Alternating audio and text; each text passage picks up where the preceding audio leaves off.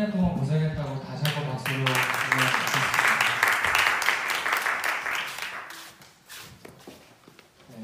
네, 혹시 저희 교회 몇 년도에 세워졌는지 아시는 분 계신가요? 14년도라고 하면 틀린 거예요. 2009년이에요. 2009년. 동탄에 온 게 2014년이고요. 2009년에 시작이 됐는데 제가 어제 이 주일을 준비하면서 무슨 생각이 들었냐면 진짜 너무 작년 이 마지막 주일 준비하던 게 아직도 너무 생생하게 기억이 나요. 어제 이세가 하루 종일 좀 같이 도와줬는데 하루 겪어본 사람은 알 건데 이제 마지막 주일을 준비하는 날은 지옥입니다. 교회인데 지옥이야. 이상하게 프린터가 꺼지질 않아. 계속 나와. 뭐가 계속 나와요. 막 나왔는데 틀려. 막 나왔는데 다 뽑았다 했는데 가서 보니까 흑백으로 나왔어. 컬러로 나와야 되는데 다시 뽑고 하다 보니까 용지가 부족해. 사와야 돼. 막 한 장 하거든요. 끝나면 뭐 포장하고 뭐 끝나면 뭐 접고 이러면서 끝이 없어요. 근데 그게 작년에 했던 게 너무 생생한데 그저께 했던 일을 내일 또 하는 기분인 거예요. 여러분 안 그랬어요? 세월이 너무 짧다는 생각이 들면서 그래서 생각을 하다가 이번 주 주제를 부흥이라고 잡아놓은 건 벌써 몇 주가 됐으니까 이 빠른 세월을 돌아보면서 좀 생각을 해봤는데 한국교회가 최근 몇 년 동안 잃어버린 한 단어가 있다면 그게 저는 부흥이라고 생각해요. 여러분 교회에서 부흥이라는 말 우리 교회는 많이 듣는 편이에요. 다른 데서 여러분 듣기 힘들어요. 한번 우리가 요즘에 여러분도 그렇게 느끼실지 몰라요. 저희 교회는 제가 특히 선곡하는 찬양들이 그렇게 트렌디하지 않아요. 전 옛날 노래를 많이 부르죠. 근데 제가 노래를 몰라서 그런 게 아니라 전 CCM 차트 100위를 매일 체크하는 사람이에요. 매일 체크해요. 내 노래는 없나 이렇게. 매일 체크해요. 매일. 어제도 했어요. 오늘만 안 했어요. 어제도 했더라고요. 매일 체크하고 매일 들어요. 이 인간들은 무슨 노래를 듣길래. 근데 들으면서 느껴지는 한 가지는 부흥이라는 단어가 언제부턴가 사라졌어요. 노래를 까는 게 아니라요. 우리가 좋아하는 노래는 다 이런 거예요. 주여 우린 연약합니다. 광야를 지나면. 다 이런 거예요. 나 힘들어요 하나님. 나 좀 도와주세요. 어느샌가부터 우리가 듣는 노래 부르는 찬양이 다 나 좀 도와주세요로 다 박혀있더라고. 어느샌가. 우리는 늘 연약해. 늘 약해. 지난주에도 약했고 내년에도 약하고 후년에도 약해. 그냥 맨날 약해. 왜 그렇게 약해졌지? 근데 그렇게 생각하다가 이 빠른 세월을 돌아보니 우리 저랑 연배가 비슷하신 여러분들 여기 나랑 다 몇 살 차이 안 나잖아요. 네. 우리 10년 전에 부른 찬양이 생각이 났어요. 저 높은 하늘 위로 밝은 태양 떠오르듯이 나 주저앉지 않으리 어떤 어려움에도 주의 길을 우리는 어려워도 주의 길을 선택한다는 고백을 했었어요. 그 다음에 이 땅의 부흥과 회복은 바로 나로부터 시작되는 이게 우리가 부르던 고백이었어요. 근데 어느 날부터인가 이런 노래 싹 들어가고요. 싹 들어가고 주여 우린 연약합니다. 나 힘들어요. 이것만 남아있는 거예요. 뭘 잃어버렸나 봤더니 이 부흥이라는 단어를 정확하게 잃어버렸는데 녹화 좀 눌러주세요. 눌렀어요. 네, 고맙습니다. 부흥이라는 단어를 진짜 정확하게 잃어버린 거예요. 이 부흥이라는 찬양을 여러분도 불러본 지 오래되지 않았어요? 저도 그렇고. 저는 그게 사실 너무 안타까워서 2017년에 부흥 2020이라는 노래를 썼어요. 왜냐하면 부흥 2017이라고 하면 1년 안에 망할 것 같아서 일부러 길게 잡고 2020이라고 했는데 그게 벌써 왔네요. 나 진짜 너무 놀랐어요. 이게 이렇게 빨리 올 줄이야. 근데 우리 한국교회가 잃어버린 이 부흥이라는 단어가 정말 오해도 많이 받아왔고 왜 사라졌는지를 생각해보니까 약간 이런 느낌이 있어요. 우리가 이 부흥이라는 단어를 올바르게 사용하지 않으니까 교회들마다 이 단어가 마치 나쁜 거인 것처럼 생각하지 않았나? 생각이 드는 거예요. 어떤 거냐면 저희 교회 2009년에 시작했다고 했잖아요. 2009년에 할 때 교회를 개척을 한 번이라도 해본 사람들은 알아요. 저는 몇 번 해봤기 때문에 2009년에 저 22살에 처음으로 전도사 시작할 때예요. 처음으로 시작할 때 중공부 빵명인 거랑 여러분 10명 있는 거랑 완전 결이 달라요. 10명 일할 수 있지. 빵명은 아무것도 못한다는 소리예요. 없으니까. 근데 그때는 제가 패기가 보통이 아니었어요. 야 없으면 만들면 되지 하고 교회 앞에 있는 용인에 있을 때예요. 교회 앞에 있는 중학교에 매일같이 전도 나갔어요. 그때 대학생 때예요. 대학 다니면서. 근데 수업 다 빼고 일주일에 3일만 학교 가고 시간표를 멋지게 짰죠. 3일만 갈 수 있게 짜고 나머지 날은 다 교회와 성격파에서 전도했어요. 혼자서. 선생님이 어딨어? 교사가 어딨어? 아무도 없었어요. 혼자서 나가서 전도했어요. 그러다가 어느 날 4명이 걸려들었어요. 4명이 걸려들어가지고 내가 교회를 나오겠대요. 주일날. 아 그랬구나. 나와라 했는데 진짜로 나온 거예요. 주일날 진짜로 4명이 나왔어요. 담배를 피우고 끼면서. 여자 남자 섞여 있었는데 걔네가 그 동네 이제 일진이었던 거죠. 중3 애들이었어요 그 당시. 근데 걔네가 그 당시 이제 그 동네에서 거의 이제 짱 먹고 있는 애였어요. 왜냐하면 신도시여가지고 고등학생들도 몇 명이 왔고 거의 중3이면 거의 왕이었던 거예요. 거의. 그 얘네가 중3이 왕인데다가 그 학교 흡연율이 90%였어요. 음주 흡연율이 90%였어요. 그 교장 선생님이 어떻게 하지 못하네요. 90%인 학교의 앞에서 제가 매일 전도를 했고요. 그 중에 4명을 건져왔는데 4명이 와서 이제 앉아서 예배를 드리는 거예요. 교인들이 다 싫어하죠. 담배를 제하니까. 근데 저는 밀어붙였어요. 알아. 계속 알아. 해가지고 걔네를 데리고 평일에 악기 가르치고 악기 가르친 척하면서 이제 예배도 좀 가르쳐보고 막 이게 20살 제가 뭘 알아요. 솔직히 아는 거 하나도 없고 대학 다녀봐서 알잖아요. 거기서 아무것도 안 가르쳐줘요. 거기서 아무것도 배운 것도 없는데 그냥 막 했어요. 막 했는데 이게 어떻게 됐냐면 결론적으로 말씀드리면 4명이 6개월 만에 60명이 됐어요. 60명이. 그래서 중고등부 예배가 생기고요. 나중에 얘네가 너무 많아서 그래서 중고등부 사역팀만 2팀이었어요. 한 팀에 10명씩. 그래서 2팀이 돌아가면서 하는 거야. 돌아가면서 막 하고 걔를 데리고 나중에는 저기 서울에서 하는 찬양팀 대회도 나가고 그랬어요. 밴드 대회. 대회도 나가고 막 그랬는데 근데 이 애들이 6개월 만에 60명이 모이다 보니까 선생님도 없고 아무것도 없어요. 근데 애들은 모여있어. 분방공부 하기는 해요. 근데 방법이 뭐 그냥 여기 이런 교회도 아니잖아요. 상가교회. 조그만 교회 60명 쭉 앉아서 여기서 자 잘 들어봐 하고 이게 분방공부였어요.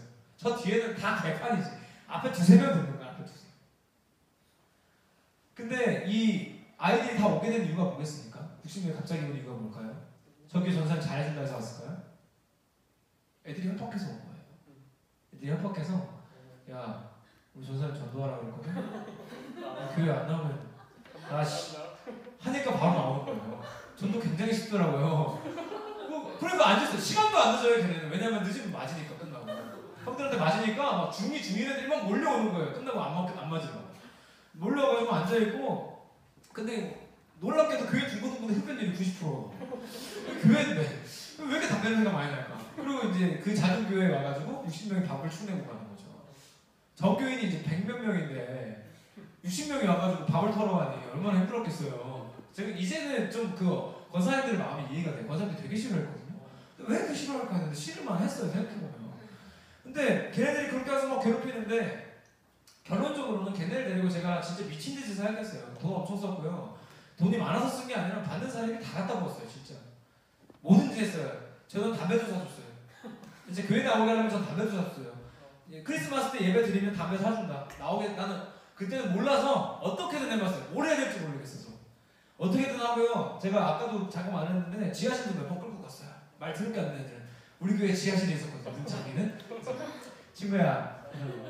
여기 교회인데 참 말을 안 듣네. 잠깐만 내려갔다 올까? 그래서 웃으면서 내려가서 그냥 뭔가를 했어요. 그리고 올라오면 애들이 이상하게 말을 잘 들어. 갑자기 전생한테 존댓말도 잘 쓰고 친구처럼 안 대하고 갑자기 잘 대하고 이렇게. 그러니까 진짜 할 거 안 하고 다 해봤어요. 교회 안에서 다 해보고 진짜 거의 2년 동안 미친 듯이 생각했어요. 걔네가 60명이 되고 70명이 되고 차이팀 세워지고요. 막 예배가 생겨나고 하는 거야. 저는 그게 되게 자랑이었어요. 왜냐하면 누가 그렇게 할 수 있었을까? 그 당시에 그 시대에. 막 그래서 제가 뭐 되게 잘하고 막 그런 건 줄 약간 알았어요.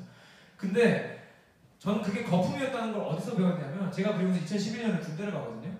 군대 가고 훈련 받는 제가 4개월 훈련 받았어요. 장교라서 4개월 훈련 받는 동안에 다 떨어져 나왔어요. 휴가 나왔더니 3명인가 뭐 2명이 남아있더라고요. 60명, 70명이. 저는 그때 바로 깨달은 건 아니지만 그때를 지금도 생각하면서 깨닫는 건 뭐냐면 진짜 부흥은 숫자가 아니에요. 숫자 늘려봤자 이거 다 거품이었던 거죠. 걷어내면 끝나는 거예요. 그 왜 카페 가면은 크림 올려드릴까요? 하는 것처럼 휘핑크림 같은 거예요. 그냥 안 올려도 되는 거예요. 없어도 되는 거. 있으나 마나한 거 사실상. 아니 교회에서 드럼 배우고 악기 완주하고 하라고 했으면 뭐예요. 예수가 없는데.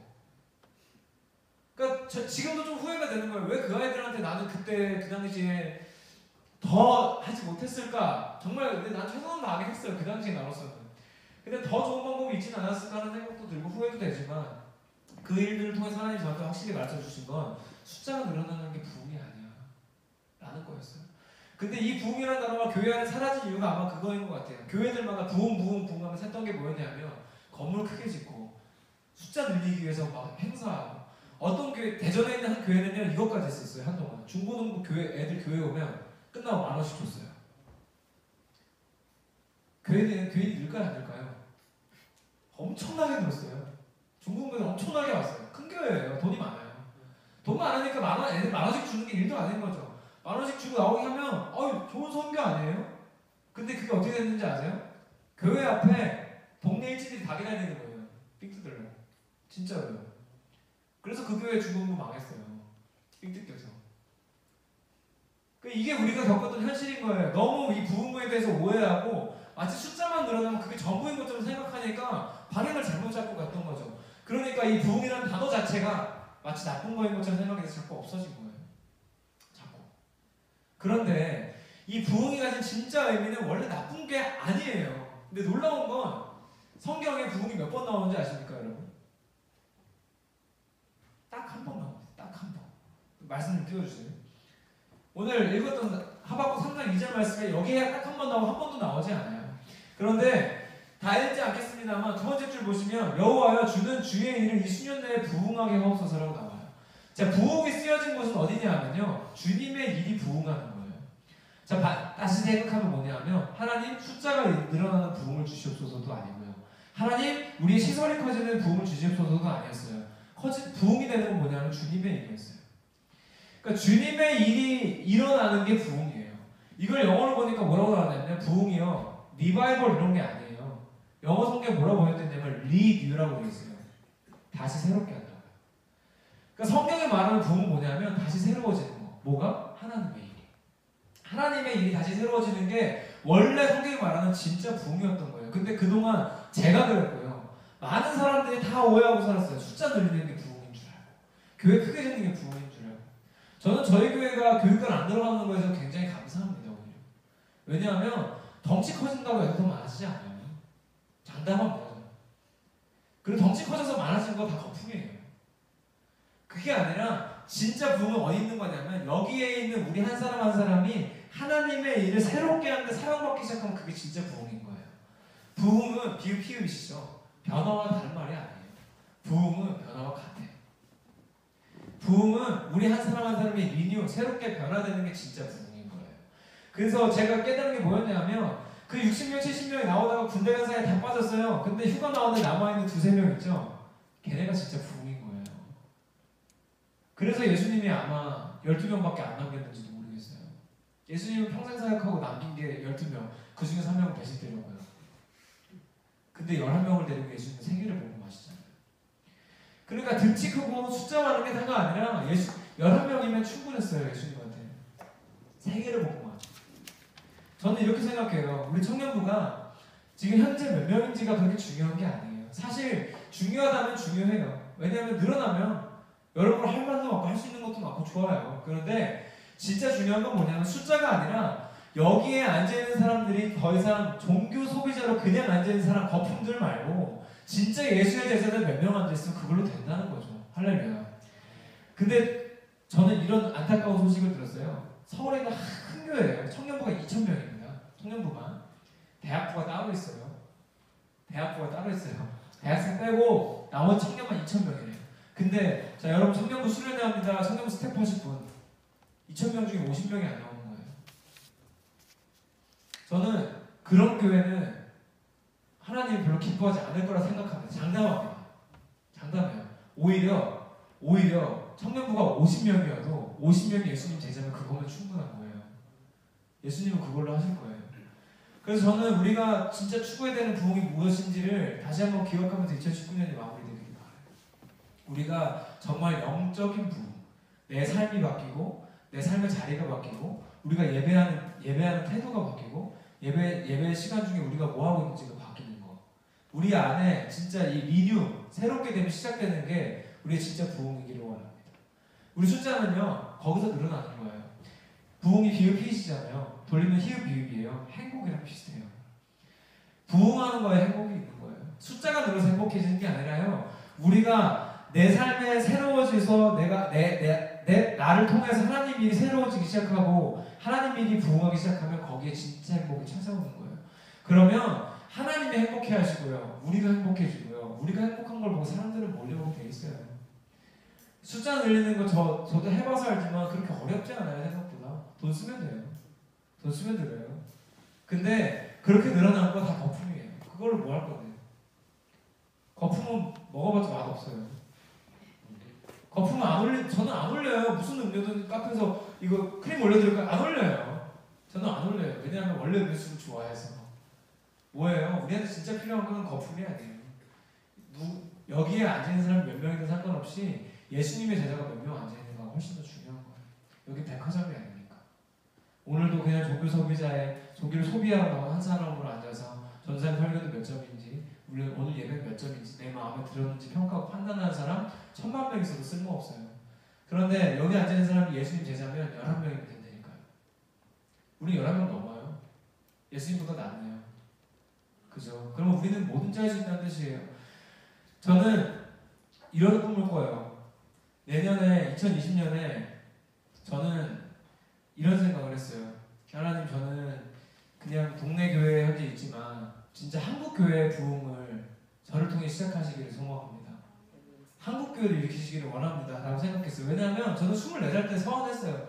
하나님한테 기도했던 게 24살 때 기도했던 게 뭐냐면 저는 세계적인 사람이 될 겁니다. 라고 고백한 게 아니라 세계적인 사람으로 써주세요. 라고 부탁했었어요. 하나님한테. 근데 어떻게 보면 지금까지는 그냥 제가 처해 있는 현실만 바라보면서 그래 내 앞에 있는 거는 잘하자라고만 생각하고 살았는지도 모르겠어요. 그리고 교회들마다 보면서 사실 속으로 욕도 많이 했어요. 아유 저렇게 하는 게 뭐라고. 아유 저게 뭐야? 저게 왜 저래? 근데 이제는 그 생각을 벗어버리고 진짜 하나님 저를 통해 한국교회를 세워주시옵소서 라는 기도를 하기로 마음먹었어요. 그리고 하나님 저한테 주신 마음이 뭐였냐면 이거였어요. 드디어 때가 됐다. 책 써라.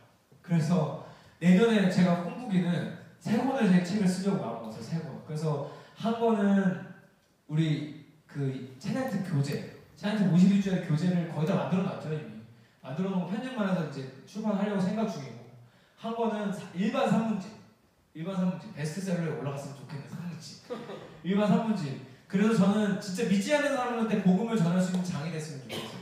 근데 그 산문집 내용이 전부 다 성경이에요. 이미 쓰고 있어요. 한 10분의 1 정도 썼어요. 그거. 그리고 마지막으로는 뮤지컬 편을 써야겠다. 이거는 내가 언젠가 하려고 2015년부터 준비했던 거니까 이건 이제 할 때가 됐다. 그래서 세 편을 쓰기로 했어요. 그래서 저는 한국교회 부흥을 꿈꿉니다. 저 멀리서부터가 아니라 누군가 하겠지가 아니라 하나님 제가 하겠습니다. 전 그거면 다예요.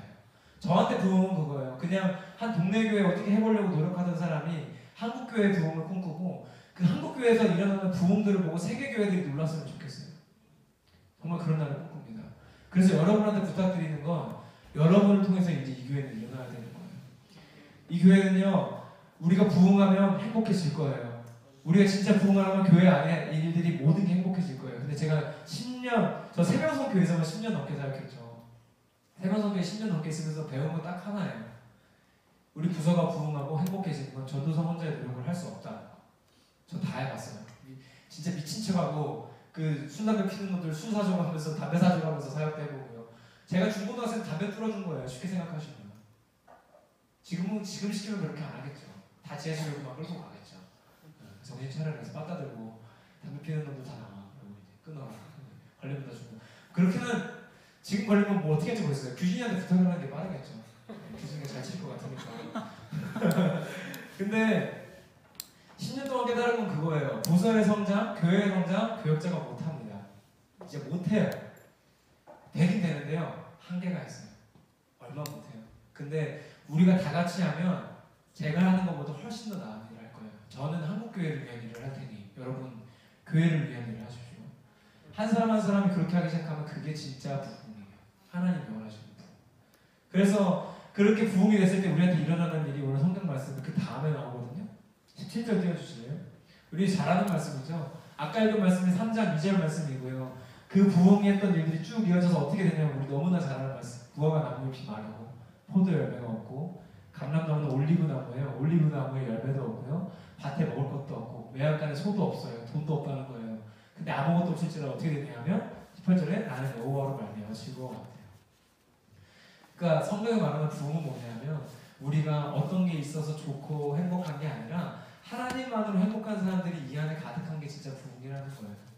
우리가 하나님만으로 행복해하고 하나님만으로 즐거워지면 여기에 사람은 차게 돼 있어요. 우리가 아마 이런 날이 올지 몰라요. 여러분 자리 없어요. 그만 오세요.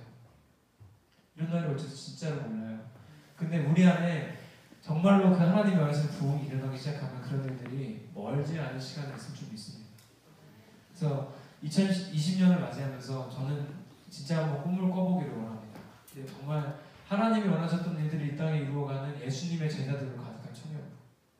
그냥 거품들 말고 종교 소비자들 말고 예수님의 제자들로 가득한 청년부가 되면 하나님이 우리를 얼마나 기뻐하실지. 그리고 저는 그 청년부가 숫자와 관계없이 전국 상위 1% 청년부라고 생각해요. 성적은 숫자 순이 아니에요. 예수님 제자 순이지. 그래서 예수님 제자가 우리 안에 어떻게 세워져가고 우리 각자가 어떻게 변화되는지 또 그 부흥들이 모여서 우리 교회가 어떻게 부흥하는지 한국교회 안에 정말 멋진 한 가지 예가 됐으면 좋겠어요. 그래서 여러분 통해 놀라운 일들을 하신 하나님을 기대합니다. 그리고 여러분 함께 해주실 것들을 또 기대합니다. 우리 안에 진짜 부흥이 있기를 소망합니다. 기도합시다.